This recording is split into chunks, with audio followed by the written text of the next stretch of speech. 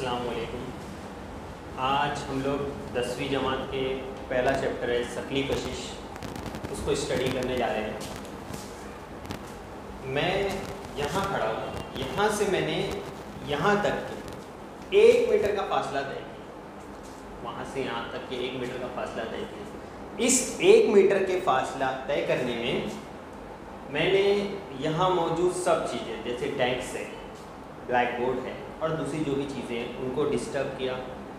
मैंने चांद को, खला में मौजूद चीज़ों को डिस्टर्ब किया, हत्ता कि सारी कायनात को डिस्टर्ब किया, आपको भी डिस्टर्ब किया। कैसे? ये हम लोग इस सबक में पढ़ेंगे। इसका जवाब ये जब वीडियो ख़त्म होगा, ये एक्सप्लेनेशन ख़त्म होगा, जब तक आपको समझ में आ जाए। तो चलिए वक्त को ज़ाय नहीं करते हैं और अपने चैप्टर के टॉपिक पर आते हैं। शकली कशिश आपने बेसिक से स्टार्ट करते हैं। पहले आपने पिछली जमातों में शकली कशिश के बारे में पढ़ा है। तो शकली कशिश की दरियाफ्त किसने की?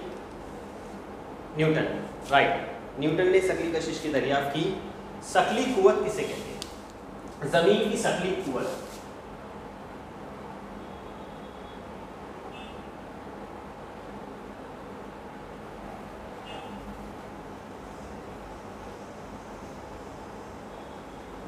ज़मीन की शकली कुव्वत किसे कहते हैं? ज़मीन हर शय को एक मुकर्ररा कुव्वत से अपनी जानिब हर शय को कोशिश करती है, उसको ज़मीन की शकली कुव्वत कहते हैं। इसके बारे में हमने वाक़या भी सुन रखा है कि न्यूटन ने झाड़ के ऊपर से, एक दरख्त के ऊपर से सेब को गिरते हुए देखा, तो उसने ये सोचा ये सेब नीचे क्यों आया, ऊपर क्यों नहीं चले गया।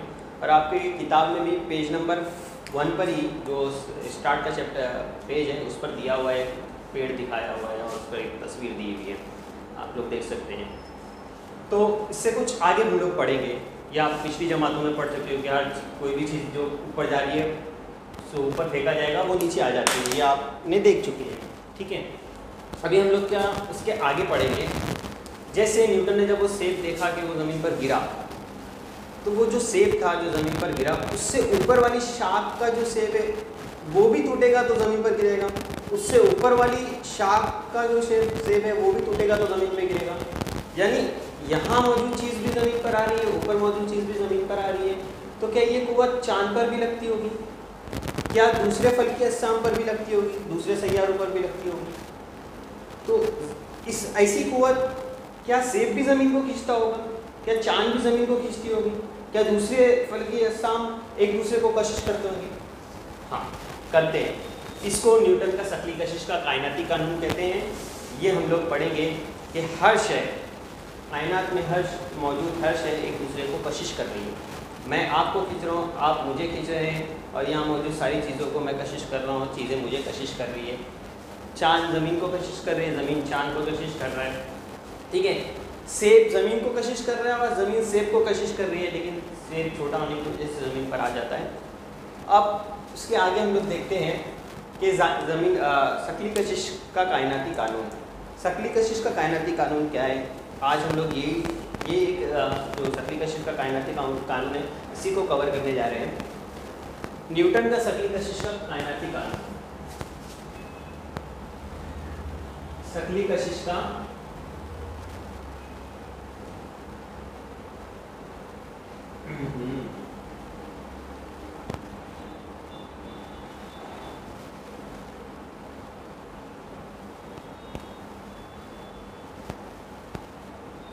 शकली कशिश का कायनाती कानून। न्यूटन का शकली कशिश का कायनाती कानून क्या है? इसको हम लोग तोड़ के छोटे छोटे हिस्से में समझने की कोशिश करेंगे।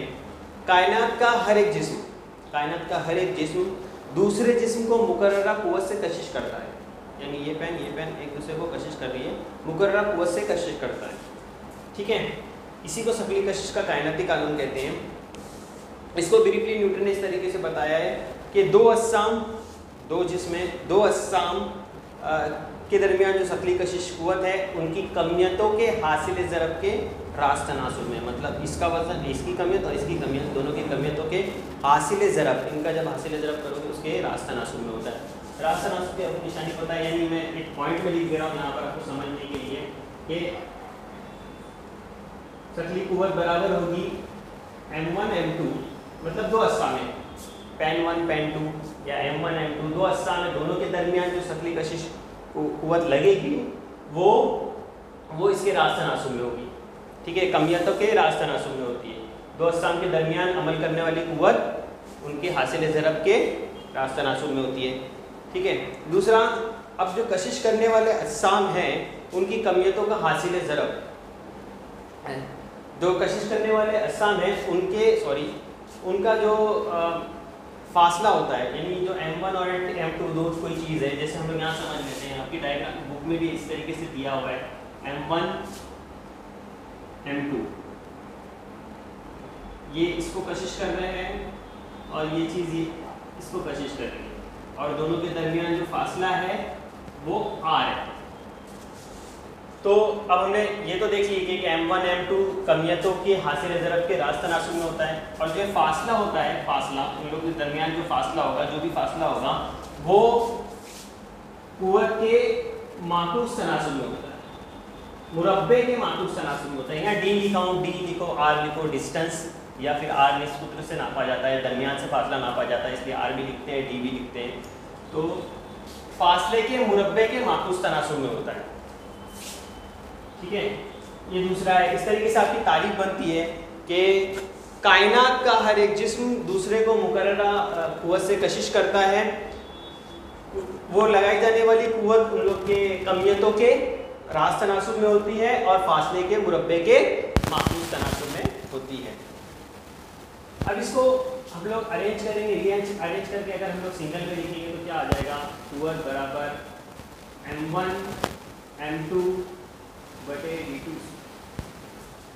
ठीक है, अब ये रास्त तनासुब की साइन अगर मैं हटा दूं यहाँ से, तो इसकी जगह पे लगाना पड़ता है हम लोग को बराबर और G, ये कैपिटल G है, कैपिटल G है। इसके बारे में मैं अभी आपको बताऊंगा कि ये आखिर आया कहाँ से, D2 स्क्वायर। अब ये जो कैपिटल G है, साइंसदान ने रिसर्च करने के बाद में ये कायनाती मुस्तकिल निकाला है, एक कुव्वत जो दो अज्साम के दरमियान लग रही है उसका एक कायनाती मुस्तकिल निकाला है, और इसकी कीमत होती है 6.67 इंटू 10⁻⁻11 न्यूटन मीटर स्क्वायर पर KG square. Newton metre square पर केजी स्क्वायर ये इसका इकाई है, जी की इकाई है न्यूटन मीटर पर केजी स्क्वायर, और इसकी ये वैल्यू है, इतनी कीमत है। ये साइंसदान ने आपकी बुक में भी लिखा हुआ है, एक पैराग्राफ में दिया हुआ है जी के बारे में। ये 6.6 इंटू 10⁻11 इसकी कीमत है। ये बहुत छोटी कीमत है, बहुत छोटी कीमत है, इतनी छोटी कीमत है कि आपको एहसास भी नहीं होगा कि कोई चीज़ हमको खींच रही है या हम किसी के करीब जा रहे हैं या हम कोई चीज़ को खींच रहे हैं। ये इतनी छोटी कुव्वत है, लेकिन यही कुव्वत की वजह से पूरी कायनात चल रही है। ये आपको धीरे धीरे समझ में आ जाएगा। अब जी की वैल्यू आ रही थी हमारी, जी की वैल्यू क्या है, 6.67 इंटू 10⁻⁻11 न्यूटन मीटर स्क्वायर पर केजी स्क्वायर। अब देखो ये जो इकाई है न्यूटन मीटर पर केजी स्क्वायर, ये कहां से आई? तो कायनाती शक्ली कशिश का जो जाब्ता है, जो न्यूटन ने जो जाब्ता निकाले हैं, रियाजती तौर पर जाब्ता निकालकर जो बताए हैं, वो जाब्ते से हमको पता चलेगा ये किस तरीके से आ रही है। जाब्ता क्या है हमारा, F = फोर्स, कायनाती जो कशिश है, कायनाती शक्ली कशिश जो है वो किसके बराबर होती है, कांस्टेंट G कांस्टेंट जो है हमारा है, फिर उसके बाद में कमियतों का हासिल ज़रब M अपॉन R स्क्वायर इसके बराबर होती है। अब इसको हम लोग रीअरेंज कर देते हैं, जो G है G को वहीं रख दो, यहाँ बराबर लगा दो, ये F जो है वो F की जगह पर, ये R स्क्वायर ऊपर ले लो, तो R स्क्वायर ऊपर ले लिया हम लोग ने, और ये M1 और ये M2 है, इसको नीचे ले लो, M1 M2। अब देखो F की जो है वो इकाई क्या है, फोर्स की इकाई क्या है, न्यूटन, ठीक है, और ये R है मतलब निष्कुत्र है, तो निष्कुत्र की इकाई में नापेंगे हम, मीटर में नापते हैं, तो M और ये कुव्वत दो है, तो इसके ऊपर स्क्वायर न्यूटन मीटर स्क्वायर, और ये बटे में इसलिए पर, और M1 और M2 जो है वो कमियत है, ये दो अशिया जो है जो आपस में कशिश कर रही है, या जमीन और चांद है, या कोई दो अजसाम है जमीन पर कहीं पर भी या कायनात में कहीं पर भी, उनके दरमियान जो शक्ली कशिश है तो उनकी कमियत है। तो कमियत m1 m2 कमियत है तो kg kg, तो kg स्क्वायर आ गया। तो इस तरीके से ये इकाई निकली है g की, ठीक है। अब देख लेते हैं हम लोग, मैंने आप लोगों को पहले बताया था जब स्टार्ट हुआ था कि 1 मीटर में यहां से वहां चल कर गया, मैंने 1 मीटर का फासला तय किया तो मैंने सारी कायनात को मुतासिर किया। वो क्यों कहा था मैंने? अब कोई दो चीजें m1 है और m2 है, ठीक है, कोई मास 1 है और मास 2 है, इनके दरमियान फोर्स लग रही है, फोर्स ऑफ अट्रैक्शन है, दोनों के दरमियान कोई फोर्स लग रही है, और इनके दरमियान से जो निस्बत फासला है उनका r है, ठीक है, r है। अगर हम लोग मान लो, अगर हम लोग फर्ज करेंगे कि ये 1 किलो का कोई जिस्म है, 1 kg का, ठीक है, 1 kg का ये जिस्म है, ये भी 1 kg का, 1 kg की कोई शय है, ठीक है, और इनके दरमियान जो फासला है वो फासला कितना है 1 मीटर, क्योंकि मैंने आपको 1 मीटर की बात कर रही थी, 1 मीटर का फासला है इनके दरमियान। तो इनका फोर्स ऑफ अट्रैक्शन जो दरमियान में कशिश लग रही होगी वो कशिश कितनी होगी, तो उसको मालूम करने के लिए ये वाला हमारा जो रास्ता है कायनाती शक्ली कशिश का कानून का रास्ता है, ये लगाएंगे तो हमको पता चल जाएगा F इज इक्वल टू जी क्या है, जी की वैल्यू क्या है 6.67 इंटू 10⁻⁻11, ठीक है, जी की वैल्यू लिख दी है, m1 और m2 है, एक एक 1 kg है, तो हम लोग यहाँ लिखेंगे 1 इंटू 1, ठीक है, एक जरा एक m1 m2, इसका भी 1 किलो है, ये भी 1 किलो है, ठीक है, और ये जो मीटर में यहाँ पर लिखा हूँ, ये मीटर कितना है, 1 मीटर का फासला है दोनों के दरमियान में, निस्बत से हम लोग नापेंगे, 1 मीटर का फासला है तो 1 को 1 का मुरब्बा, ठीक है। अब ये देखो ये एक वैसे रह जाएगा, एक का एक, और जो दो आएगा वो एक ऐसे रह जाएगा, तो F कितना आ जाएगा हमारा 6.67 इंटू 10⁻⁻11, ये निकलेगी। जैसे जैसे यहाँ पर वैल्यू बढ़ती जाएगी, मतलब 10 20 या कितना भी फासला बढ़ते जाएगा, या दो अजसाम का कमियत बढ़ती जाएगी, वैसे वैसे कीमत यानी कीमत चेंज होती जाएगी, और फोर्स ऑफ अट्रैक्शन जो है, मतलब जो शक्ली कशिश है वो तब्दील होती जाएगी। अब ये शक्ली कशिश जो है सब के लिए कांस्टेंट है, पूरी कायनात में ये इस्तेमाल की जाती है, मुस्तकिल है, ये कहीं चेंज नहीं होगी, मतलब जो जी की वैल्यू है वो चेंज नहीं होती है, जो हमने यहाँ से एक से देखे हैं। अब कोई दो अजसाम होंगे, उनकी जो कमियतें होंगी उनको यहाँ आपको रखना होगा। जब भी आप सोल्यूशन करोगे, सबक खत्म होने के बाद में जब भी आप सोल्यूशन करोगे तो यहाँ आपको जो अजसाम की कीमत होगी, जो कमियत होगी वो रखना होगा, दरमियान में फासला रखना होगा, और उसके जरिए से आप ये फोर्स पता कर सकते हैं, इसका कायनाती कानून का फोर्स पता कर सकते हैं। आज ये हम लोग ने क्या देखे, अभी यहाँ तक हम लोग ने क्या देखे कि कायनाती शक्ली कशिश का कानून जो न्यूटन ने बयान किया उसको हम लोग ने समझे रियाजियाती तौर पर भी, और ऐसे भी समझे कि दो अजसाम कायनात में कहीं पर भी हो उनके दरमियान जो कुव्वत होती है उसको उनके दरमियान जो कशिश होती है उसको हम लोग कायनाती शक्ली कशिश कहते हैं, और इसको बयान करने वाले न्यूटन है, ठीक है। अब तो हमने क्या देखे थे कि मैं यहां से वहां चल कर गया तो मैंने 1 मीटर का फासला तय किया। अब आप अज्यूम कीजिए कि अगर मैं यहां से वहां तक चल के जाता हूं, 1 मीटर का फासला तय करता हूं, तो जिस वक्त मैं यहां था तो सबके साथ में मेरा फोर्स ऑफ अट्रैक्शन कुछ ना कुछ रहा होगा। मैंने चेंज कर दिया तो सबके साथ फोर्स ऑफ अट्रैक्शन चेंज हो गया, चांद तारों के साथ भी चेंज हो गया, आपके साथ भी चेंज हो गया। तो जैसा मैंने कहा था कि कायनाती शक्ली कशिश का जो कानून है, ज़ाब्ता है, और ये जो चीज है ये सारी चीजों पर, जितनी भी कायनात में चीजें सबके ऊपर एप्लीकेबल है, सबके ऊपर लगता है, सबके ऊपर कोई ना कोई दरमियान में कशिश होती है, और इसी कशिश के ऊपर, यही कशिश है जो कायनाती शक्ली कशिश, इसके ऊपर ही निजाम शमसी चल रहा है और सारे सैयारे सितारे घूम रहे हैं, ठीक है। इसके बाद हम लोग अभी देखते हैं अगला टॉपिक जो इस सबक में आगे है उसकी तरफ बढ़ते हैं। चलिए अब आते हैं हम लोग दायरवी हरकत और मरकज जो कुव्वत। अब दायरवी हरकत किसे कहेंगे? दायरवी हरकत सिंपल है, बहुत आसान है। जो चीज दायरवी मदार पर घूम रही है, एक दायरे में घूम रही है, उसको हम लोग कहेंगे दायरवी हरकत। ये कोई चीज अगर गोल घूम रही है तो वो दायरवी हरकत कर रही है, सिंपल है। और उसके बाद में मरकज जो कुव्वत किसे कहते हैं? मरकज जो कुव्वत को किसे कहते हैं वो समझने के लिए आपको थोड़ा सा ध्यान देना पड़ेगा। देखो यहाँ पर एक तस्वीर बनी हुई है, जैसे हमने अगर कोई चीज को डोरी से बांध दिया है, डोरी से हम लोग ने एक गेंद को बांध दिया या एक पत्थर बांध दिए, स्टोन को बांध दिए, ठीक है, उसको फिर हम लोग घुमाना शुरू करते हैं। घुमाना शुरू करते हैं तो जैसे हम लोग उसके ऊपर कुवत लगाते हैं, घुमाना शुरू करते हैं तो वो राउंड घूमना शुरू कर देता है पत्थर, डोरी के जरिए से राउंड घूमना शुरू कर देता है। हम लोग घुमाते जाएंगे उसको, और बहुत ज्यादा जोर से घुमाएंगे तो एक वक्त ऐसा आएगा कि रस्सी टूट जाएगी और पत्थर रस्सी से छूटने के बाद अलग सिंक में निकल जाएगा। देखो क्यों होता है ऐसा। अब जब ये हम लोग कोई डोरी से किसी पत्थर को बांधकर घुमा रहे हैं तो ये दायरी मदार में हरकत करने लग जा रहा है, दायरी मदार में हरकत करेगा। क्यों करेगा? क्योंकि मरकज की जानिब से इस पत्थर पर कुवत लग रही है, तो वो दायरी मदार में हरकत करना शुरू कर देगा।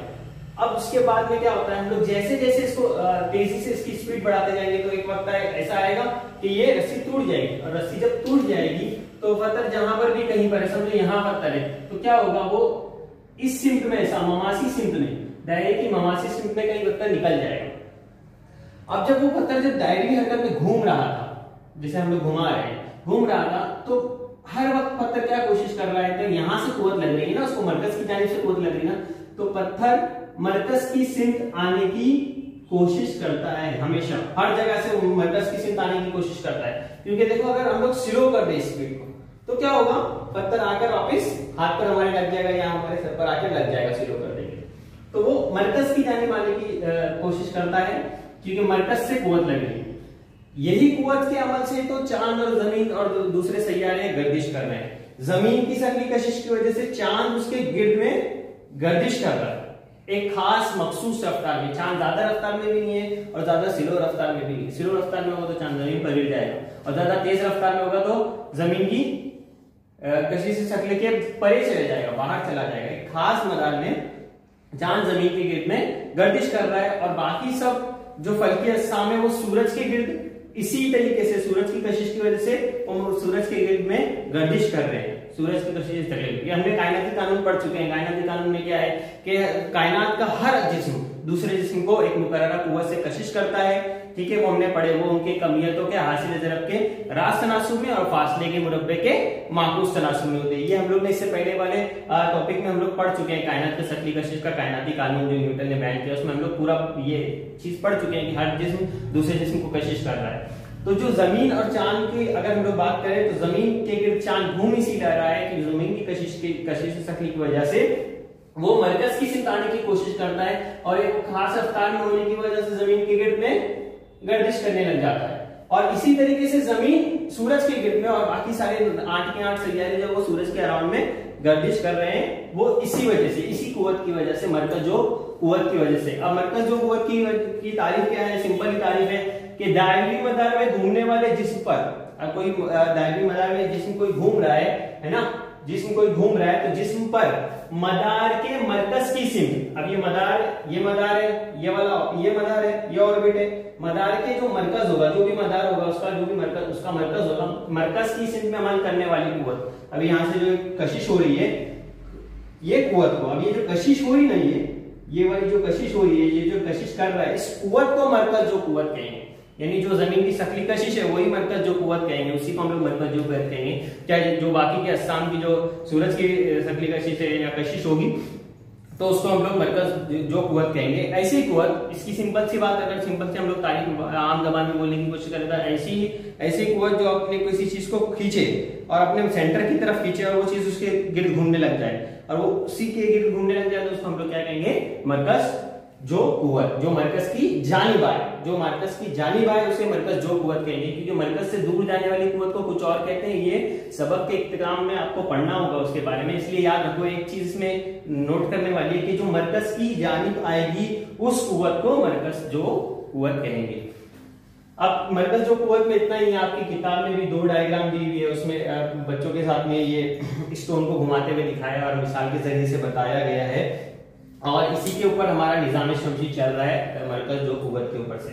अब उसके बाद में देखो हमारा क्या आता है, नया टॉपिक आता है केपलर के कवानीन। अब केपलर के क्या कानून है उसको समझ लेते हैं। केपलर जो है वो गैलीलियो से भी पहले के, न्यूटन और गैलीलियो से पहले के साइंटिस्ट हैं, है ना। ये साइंसदान जो है वो रियाजीदान भी थे और साइंसदान भी थे। ये केपलर जो है वो न्यूटन और गैलीलियो से पहले से साइंटिस्ट है। इन्होंने आंखों के जरिए से मुशाहिदा किया, कई अरसे तक मुशाहिदा करते रहे और जो फल्की अजसाम है उनकी सिमतों का और उनके घूमने का और उनकी तरतीब का सारी चीज़ों का मुशाहिदा उन्होंने कई अरसे तक किया और उन्होंने ये कानून उसूल की बुनियाद पर, उनकी जो मुशाहिदात थे उस मुशाहिदात के उसूल की बुनियाद पर उन्होंने कानून बनाए। ठीक है, ये कानून को समझने से पहले कुछ ना हम लोग एक दो चीज समझ लेते हैं। जैसे इनका पहला कानून है कि केपलर का पहला कानून है, सैयारे का मदार बैज़वी होता है, सूरज उसका एक नुक्ता मास का है। बैज़वी कैसा होगा? एक मखरूत है, ये मखरूत है समझो ना, मखरूत नुमा शक्ल है ये। ठीक है, ये शक्ल को हम लोग क्रॉस काटेंगे, यानी ऐसा कुछ टेढ़ा काटेंगे, ऐसा काट के निकालेंगे। जोकर की टोपी है, जोकर की टोपी में से ऊपर के हिस्से को आप क्रॉस निकालोगे ना तो आपको उसमें से ऐसा बैज़वी हिस्सा निकलेगा, बैज़वी शेप की तस्वीर शक्ल जो है वो आपको हासिल होगी। तो यहां पर उनका पहला ये है कि सैयारे का मदार बैज़वी होता है, मतलब अंडे के शेप का होता है, इस तरीके का होता है, और उसका सूरज जो है उसका एक नुक्ते मास का है, मतलब ये अंडे के शेप की अगर बात करोगे ना तो ज्योमेट्री के हिसाब से इसके दो नुक्ते मास का निकलेंगे, F1 और F2। अब सूरज या तो यहां होगा या यहां होगा, कहीं पर भी, दोनों जगह में से कहीं पर भी होगा कि सैयारे का मदार। अब सैयारा जो है ये सैयारा कोई सैयारा होगा, यहां समझो जमीन है ना, अर्थ है, जमीन है, वो इस मदार में गर्दिश कर रहा है, और यहां हम लोग ले लेते हैं सन ले लेते हैं, है ना। तो सैयारे का जो मदार है वो बैज़वी है और सूरज उसका एक नुक्ते मास का है, वो यहाँ है या तो यहाँ है, क्योंकि ये जो बैज़वी शेप है इसका नुक्ते मास का यहाँ निकलेगा। अब इसको कैसे निकलेगा, ये हमको कैसा पता चलेगा? देखो, इसका नुक्ते मास्टर से कैसे ताल्लुक है हम लोग इसको समझते हैं। आपकी किताब में भी ऊपर एक है ना पिंक कलर का बॉक्स है, बॉक्स के अंदर जानिए तो पहचानिए तो ऐसा लिखा हुआ है, उसमें आपको दिया हुआ है। देखो ये F1 है, अभी मैं कोई नुक्ता ले लेता हूं, यहां कोई नुक्ता है, ठीक है, इसका नाम दे देता हूं A। ये सिंपल है, A से F का फासला और यहां A से F2 का फासला, ये ठीक है, ये फासले को हम लोग इनका मजमुआ करते हैं। और यहां पर मैं कोई नुक्ता ले लेता हूं, कोई और एक और नुक्ता ले लेता हूं, इसका नाम ले देता हूं B। ठीक है, अब B से F1 का फासला और B से F2 का फासला, जब आप ये फासलों के मजमुआ करोगे, मतलब A से F का फासला और A से F2 का फासला, इन लोग दोनों को मिलाओगे और B से F1 का फासला और B2 से F2 का फासला, तो ये बराबर आएगा, मतलब AF प्लस AF2, यानी ये वाला और ये वाला, यही नुक्ते से F1 का, मतलब पहले नुक्ते मास का और दूसरे नुक्ते मास का, दोनों का जो फासला उनका मजमुआ, ये मजमुआ फासलों का मजमुआ बराबर होता है दूसरा वाला जो नुक्ता रहेगा ना, ये BF1 और BF2 का प्लस इसके बराबर होगा। और वैसे ही ये सारे जो यहाँ पर अगर कहीं और भी नुक्ता ले लोगे ना और उसको नापोगे ये ऐसा, तो ये भी सब बराबर होंगे इसके। ठीक है, तो इसकी बुनियाद पर कि औसतन फासला इसका बैज़वी नुक्ते का दोनों नुक्ते मास्टर से नापा जाए तो औसतन फासला 1 होता है। इसकी बुनियाद पर कुछ और उसूल इसमें समझ में आएंगे आपको, इसलिए ये ज्योमेट्रिकल ड्राइंग आपको समझाई गई है ताकि किताब में भी एक ऊपर से जानिए तो ऐसा सिस्टम देकर आपको बताया गया है ताकि आप अंदाजा लगा सको कि उसूल किस बुनियाद पर बनाए गए। सैयारे का मतलब बैज़वी होता है, सूरज उसका नुक्ते मास का है, ये आपको समझ आ गई बात कि यहाँ पर हमने सन ले लिए, सन सूरज उसका एक नुक्ते मास का है, ठीक है, ये नुक्ते मास का है यहाँ पर, और सैयारा यहाँ हमने सैयारे यहाँ लिए हैं, ठीक है, नुक्ते मास का है। अब दूसरा कानून जो है सैयारे को सूरज से जोड़ने वाला खते मुस्तकीम। अब यहां से जो खते मुस्तकीम होगा, ये स्टेट में जो जोड़ने वाला सैयारे को सूरज से जोड़ने वाला खते मुस्तकीम, यकसा वक्त में यकसा फासला रकबा तय करता है। देखो, अगर सैयारा जो ये जमीन है वो 10 मिनट में यहां से यहां आ जाती है, यकसा वक्त हो गया। और जो ये रकबा है, ये रकबा जो इसका निकलेगा, ठीक है, 10 मिनट में वो यहां से यहां ट्रैवल कर रही है। अब यहां पर अगर हम लोग देखेंगे ना तो वो कुछ इस तरीके से आएगा कि जमीन यहां से यहां आई, 10 मिनट लगा इसको भी और ये जो रकबा है यानी ये वाला रकबा ये वाले रकबे के बराबर होगा।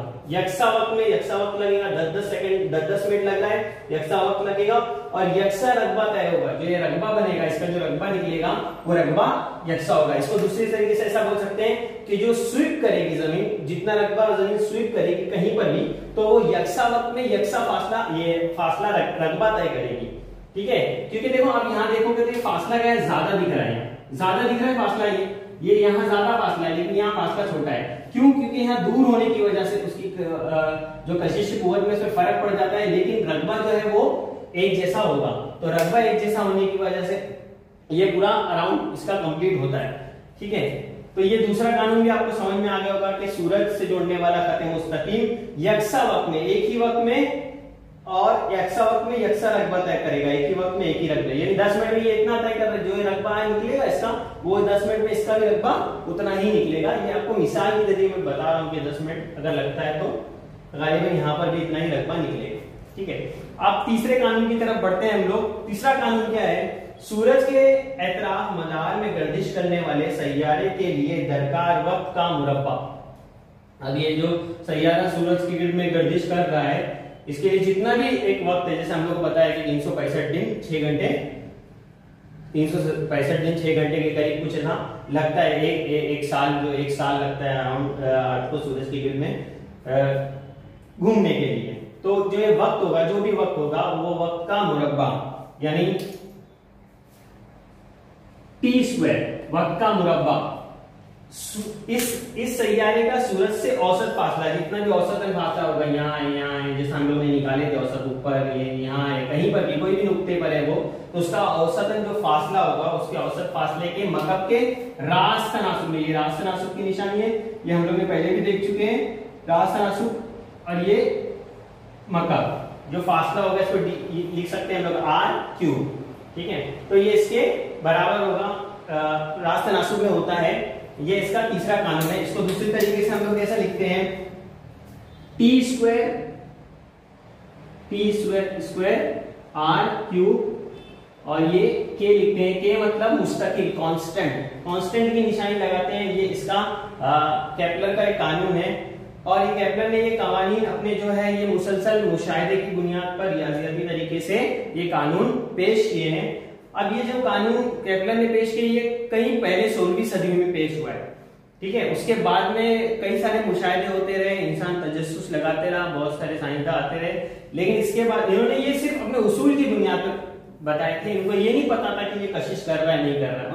उनको सिर्फ ये मालूम था कि ये इतना टाइम लगता है इसको घूमने में, या इतना वक्त लगता है, यहाँ से वहां चला जाता है, ये सब उनको पता था। लेकिन ये नहीं पता था कि ये अर्थ तो सन कशिश कर रहा है, इसलिए इसके अराउंड घूम रहा है। बाद में जब न्यूटन ने अपना शकली कशिश का कायनाती कानून पेश किया, तो उसके शकली कशिश के कायनाती कानून पेश करने में ये केपलर का जो तीसरा कानून है, इसके जरिए से मदद मिली है। ये आपको किताब में भी दिया और आपको समझ में आएगा कि ये कानून से, ये जो कानून है T²/R³ मुस्तकिल कांस्टेंट का ये जो कानून रियाजियाती तौर पर इन्होंने निकाला है, न्यूटन को इस कानून से मदद मिली अपने शकली कशिश के कानून पेश करने में। ये हम लोग आगे भी पढ़ेंगे। अब इसके बाद क्या करते हैं, हम लोग अगले टॉपिक की तरफ बढ़ते हैं और वो देखते हैं ठीक है। देखो हमारा भी अब टॉपिक है ये इस वीडियो का, दायरी हरकत और मरकज जो कुव्वत का असर। आप लोग जब देख रहे हो ना ये, या इससे पहले वाली जो भी वीडियो देख रहे हो, तो आप लोग किताब साथ में रखो और किताब से रिफर करो। आप किताब लेके साथ में बैठोगे और वीडियो देखोगे, या पेन और कॉपी भी ले लोगे साथ में, तो आपको जमेगा और समझ में आएगी बात। वो चीज में आपको पॉइंट नोट करने का नोट भी कर सकते हो आप, और स्क्रीनशॉट भी ले सकते हो इसका, ताकि आपकी स्टडी अच्छी हो जाए।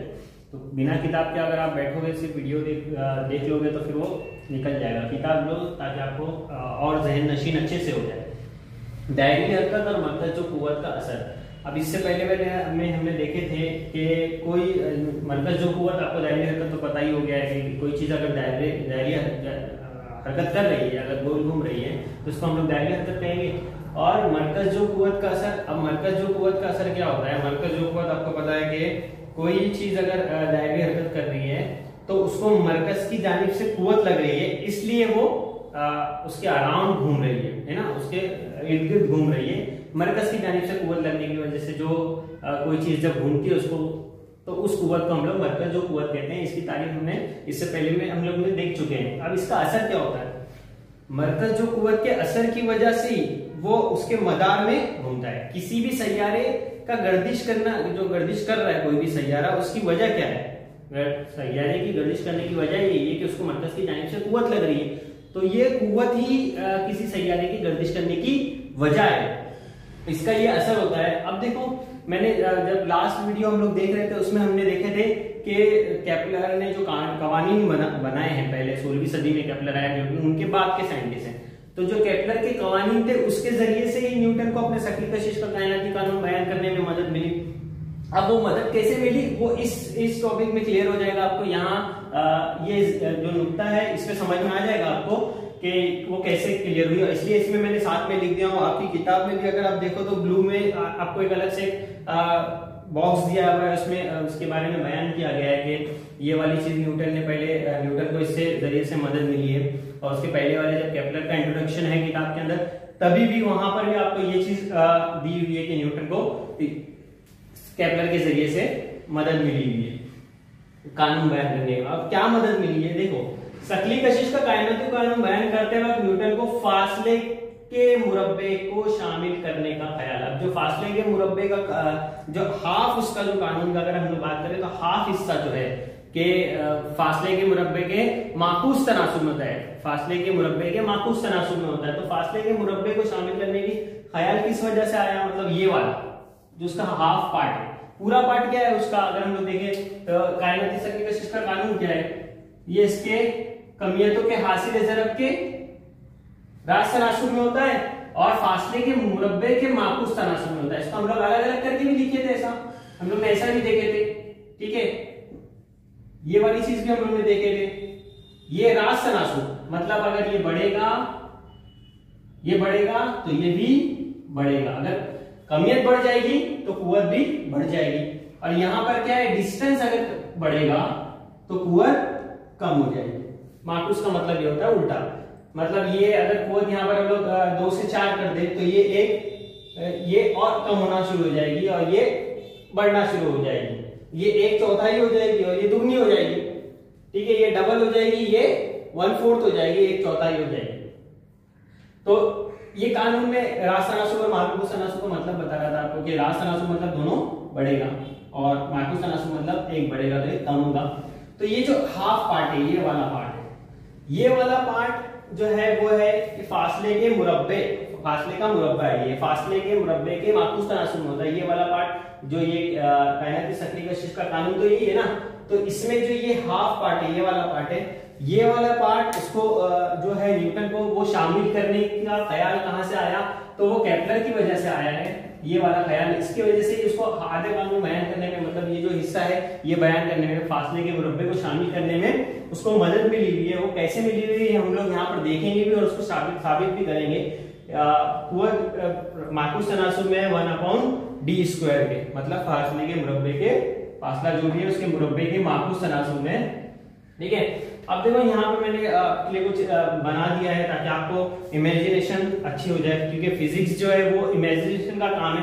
आप जितना अच्छा इमेजिन करोगे आपको उतना जल्दी और क्लियर समझ में आएगा। सन के अराउंड ये अर्थ घूम रहे, यहाँ पर एक सैयारा घूम रहा है, मैं अर्थ और सन लिख दिया हूँ, ठीक है। तो ये घूम रहा है, इसका जो घूमने का जो ये पीरियड है, हम लोग ने देखो यहाँ पर सर्कल लिए हैं, ठीक है, गोल सर्कल लिए, बेज़वी नहीं लिए, सर्कल लिए, क्योंकि हम लोग मरकज जो कुव्वत की बात कर रहे हैं। मरकज जो कुव्वत से कोई भी चीज मुतहरिक होता है तो वो क्या सर्कल में हम लोग उसको समझेंगे, ठीक है।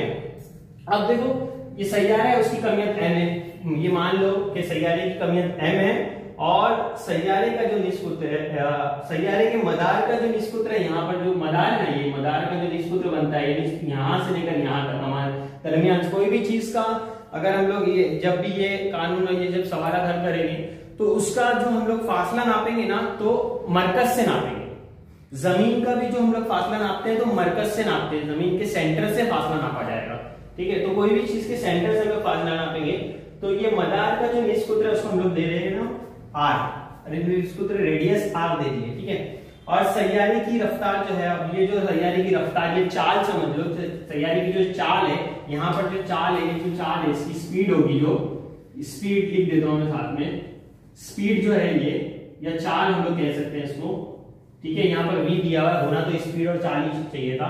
तो ये जो इसकी स्पीड होगी, वो स्पीड को हम लोग ने v ली ली है। अब मरकज जो कुव्वत जो है उसका फार्मूला ये है, ये आपको याद कर लेना चाहिए। और ये क्यों है, देखो F कुव्वत बराबर, मतलब सेंटर से लगने वाली कुव्वत, मरकज जो कमियत यानी सामने वाली जिस पर कुव्वत लग रही है उसकी कमियत, और उसकी रफ्तार जो अराउंड में घूम रहा है, रफ्तार और अपॉन r इसके बराबर होती है मरकज जो कुव्वत, ठीक है। अब ये मरकज जो कुव्वत से हम लोग साबित करेंगे कि ये जो ख्याल है न्यूटन का, वो उसको यहां से मिला है। मतलब r स्क्वायर रास्त तनासुब में होता है r मकब के, ठीक है। ये मुस्तकिल है, कांस्टेंट है। ये तीसरा कानून है केपलर का, ठीक है। तीसरे कानून में हमने पढ़े हैं कि वक्त का मुरब्बा और फासले के मकब के रास्त तनासुब में होता है। ये हम लोग ने पढ़े हैं कि जितना रकबा एक यकसा वक्त में यकसा रकबा और फासला तय करता है। हम लोग ने देखे भी थे कि यकसा वक्त में यकसा रकबा फासला तय करता है, ये हम लोग ने उसमें पढ़े थे, ठीक है। तो इसके जरिए, मतलब ये वाला जो सिस्टम है, ये इसको बताने में इसके जरिए से मदद मिली, वो हम लोग यहाँ पर देखेंगे। अब देखो, कोई चीज अगर राउंड घूम रही है, ये जो फासला है इसका फासला क्या होगा, दायरे का फासला है। ये जो घूम रही है अर्थ यहाँ पर पूरा राउंड में, तो एक रेवोल्यूशन पूरा करेगी, एक चक्कर पूरा करेगी, तो उसको हम लोग क्या कहेंगे, दायरे के हिस्से को क्या कहते हैं, मुहित। तो ये मुहित उसने एक तय की है, ठीक है। तो हम लोग देखो इसको पता करते हैं। अब ये v की जगह पे देखो हम लोग ये लिख सकते हैं क्या, चाल बराबर क्या होता है, चाल बराबर तय करदा फासला बटे वक्त, ठीक है। चाल बराबर क्या होता है, तय करदा फासला बटे वक्त। अब तय करदा फासला क्या है, यहाँ पर तय करदा फासला क्या है, पूरा एक दायरा है, दायरे का मुहित है। तो मुहित का रास्ता क्या है, 2 पाई आर अपॉन टी बराबर चार्ज जो है अपना v आ जाएगा, v है ना, ये v है ना पूरा, तो ये v आ जाएगा। अब ये जो इसका v हमने निकाले हैं 2 पाई आर टी में, इसकी जगह पे यहाँ पर ये जाब्ते में मरकज जो कुव्वत के ये जाब्ते में यहाँ पर रख सकता हूँ, v की जगह पे रखते हैं, देखते हैं क्या होता है। F इज इक्वल टू क्या आ जाएगा, m, ठीक है, नीचे r लिख लेते हैं। और ये जो v की जगह पर यहाँ पर v स्क्वायर है, v स्क्वायर की जगह पे क्या लेंगे हम लोग, 2 pi r upon t whole square, ठीक है। इतना समझ में आया। ये वाली चीज कहां से आई, ये v की जगह पे आपकी किताब में भी दिया हुआ है, मिसाल में सॉल्यूशन दिया, उसमें समझाया गया है कि ये इसको ख्याल कैसे आया, तो उसमें ये चीज दी हुई है। तो ये जो v की जगह पर हम लोग ने ये लिखे हैं, वो किस वजह से लिखे हैं कि मुहित जो है, तय करदा फासला जो है वो मुहित है। मुहित का हम लोग क्या जाब्ता ले सकते हैं, मुहित के लिए क्या ले सकते हैं, 2 पाई आर ले सकते हैं, दायरे का मुहित 2 पाई आर होता है, ठीक है। तो उसको हम लोग ने यहाँ पर ले लिए। अब इसको अलग अलग कर लेते हैं, जरा समझ लेते हैं इसको। m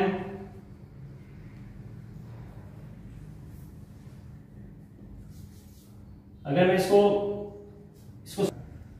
अब हम लोग ये जो ब्रैकेट है इसको खोलेंगे, m r वैसे ये जरब 2 का क्या हो जाएगा स्क्वायर, 4 पाई का स्क्वायर, r का स्क्वायर और t का स्क्वायर। अब देखो हम लोग क्या करते हैं, यहाँ पर इसको थोड़ा सा यहाँ बस अरेंजमेंट करना है आपको, क्योंकि ये आपको ये लाना है कि f रास्ता नसूब होगा इसके, या f बराबर होगा 1/d स्क्वायर। तो यहाँ पर f इज इक्वल टू 1 लगा देते हैं, m को हटा देते हैं, यहाँ से r ले लेते हैं, और यहाँ m को लेके चले जाते हैं, 4m डाल देते हैं, 4m पाई स्क्वायर, और यहाँ फिर इसके बाद में r स्क्वायर और t स्क्वायर, ठीक है। ये निकल कर आ गया हमारा, बीच में जरब लगा दो, ये निकल कर आ गया। अब यहाँ पर r से यहाँ लिखना पड़ेगा, r से जरब करने पर, मतलब हम लोग ऊपर नीचे r से जरब करेंगे, दोनों तरफ r से जरब करो, तो ये r क्या हो जाएगा, यहाँ क्या हो जाएगा, ये r क्यूब हो जाएगा, और ये वाला r ये वाले r के साथ में आकर यहाँ क्या हो जाएगा, r स्क्वायर हो जाएगा, r स्क्वायर हो जाएगा, ठीक है, ये वाला आर ये वाले आर के साथ में आगे आर स्क्वायर हो गया, और जो बचा हुआ है उसको वैसे ही लिख लो। अब यहां आपको देखो ये टी का टी आ जाएगा यहाँ। अब यहां आपको देखो ये वाली चीज जो निकल कर आई है हमारे पास, ये क्या है, f is equal to 1/r²। मतलब ये हम जब g लगाकर लिखते हैं कांस्टेंट में, तो इसकी जगह तो ये राशि की निशानी हट जाती है और बराबर आ जाता है। तो ये इसमें से न्यूटन को ये चीज दिखी, और बाकी की चीज जो है वो 4m और पाई स्क्वायर, ये जो है ये कांस्टेंट है, 4m पाई स्क्वायर कांस्टेंट ले लेंगे इसको, ये कांस्टेंट है, और ये भी कांस्टेंट है। ये कैसे कांस्टेंट है, ये कैसे कांस्टेंट है, तो ये हम लोग को केपलर के कानून से पता चल रहा है कि r square t r cube upon t, तो ये r क्यूब अपॉन t ले लो या t square upon r cube ले लो, एक ही बात है। तो ये यहां से निकल के आया केपलर के कानून से, तो ये हमको पता चल गया, ये हमने निकाल के यहां से पता चल गया। देख लो ये कांस्टेंट हो गया और ये केपलर के कानून से निकल कर आ गया, तो बचा सिर्फ ये। तो इसलिए न्यूटन को मुरब्बे के फासले के मुरब्बे के माकूस तनासुब में, फासले के मुरब्बे के माकूस तनासुब में इसको कुव्वत को लेने का काइनेटिक्स शक्ली कशिश के कानून में ये लेने का इसको ख्याल आया। अब ये ख्याल आने से उसका उन्होंने शक्ली कशिश का ज़ाब्ता बयान किए। आपकी किताब में इसके बारे में नीचे डिटेल में दी हुई है। आप जब भी ये वीडियो देखो या करो तो ऊपर की चीजें और नीचे की चीजें किताब से रिफर कर लो और पढ़ लो उसको, ताकि आपको जब ये समझने में ये आसानी हो जाएगी इसमें।